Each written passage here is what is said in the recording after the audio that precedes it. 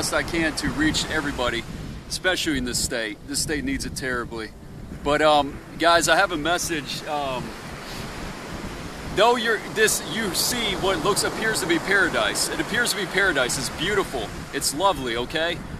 But as I'm walking along the coast, I see there's many people that are drinking. There's people preparing to party. There are people eating, they're drinking, they have beer in their hands, watching the sun go down. And there's some people listening to music. The problem is that hardly anybody is ready for what's going to come. I look out, there's many people exercising, riding bikes, jogging, so busy and preoccupied. And the sad state is that you feel the water out here in California. If anybody has ever been to California, some of you probably live out here, that this water is very cold. But when you come out, especially in the summertime, in the heat, it's hot. Okay, it's hot out here. But then you have a nice cool breeze, right? You have a nice cool breeze. But the problem is that at night it gets even colder. So take a minute and reflect on that. So it's just like the water in the church. You get baptized and you still remain cold. Okay, the night goes down. You're once light, but then you become cold at night. The sad state is that in the morning people stay hot. Right? It stays hot out here. But the problem is everybody's bouncing back and forth. They're hot and cold, hot and cold, hot and cold. And there's nobody that's either lukewarm.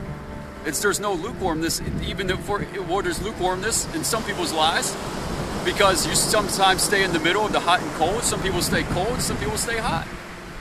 But the problem is we need to keep our light shining every single day. What you see out here, what you see in California, some of you call home, is going to become a desolate wasteland. Some of you sit nestled up in these mountains, comfortable, at ease.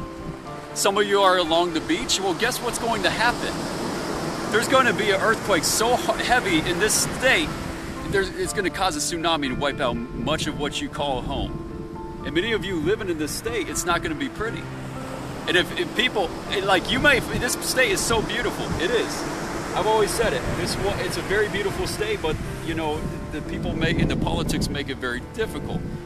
But I want to tell you, we have to repent. We have to come back and return to God, because not much time until God brings his judgment on this nation. The riches, the luxury, the sex, the fornication, the adultery, the idols, the false gods, these things are going to be torn down in the days ahead. And we need to repent and to return back to God. Yeshua says that none is righteous and no one comes to the Father except through him.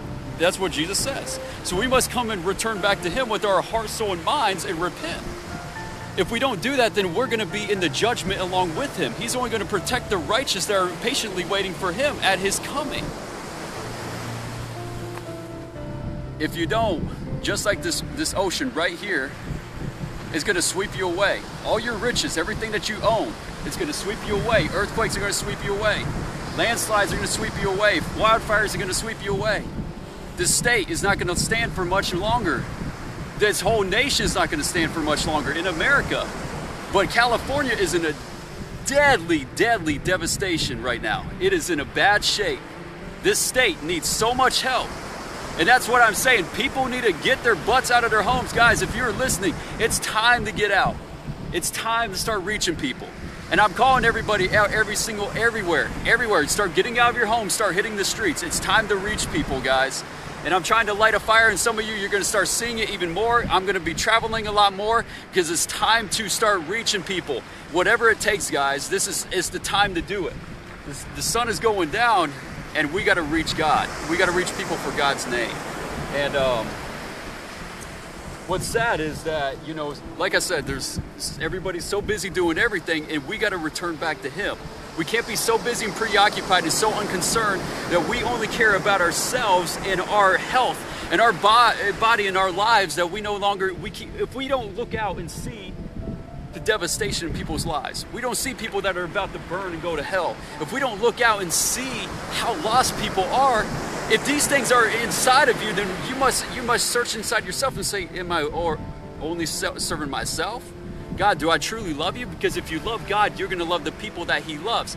And he loves every single person. But guess what? He's not going to save every single person. He's coming back to save those that are patiently waiting for him, that have repented from their sins, that have turned away from their wickedness and their licentiousness and all their adulteries and their idols and their fornications. We need to turn back to him, because these are the sins that are plaguing the state. Everybody's like living at ease. Some people are hearing. I met some lovely people, some great people, and I'm telling you, some people are even out here on the street preaching. It's beautiful, but I'm calling some of you out to start doing the work of God. It's not time to be at ease, trying to save and invest, and trying to save our own lives. It's time to sacrifice our lives for the lives of others. This is what it's all about, guys. I love you all, and it's time to get on fire for God. Even though it's growing dark, the sun's going down, we got to keep that light shining no matter what. It's beautiful, guys. I'm excited because God's coming back. Even though the judgment's coming, I'm excited because though this is beautiful, imagine a place where there's no sin. Imagine a place where you don't have to worry about having any lustful thoughts. You don't have to have any impure thoughts on your minds. You don't have to worry about anything else. No money, no success, no sin, no false gods, nothing except seeking the total will of God forever and ever in all eternity. This is what we're thriving for, guys. And if you thrive in this life, imagine what he has for you in the next life. Keep focused, guys. I love you all, and shalom. God bless you all.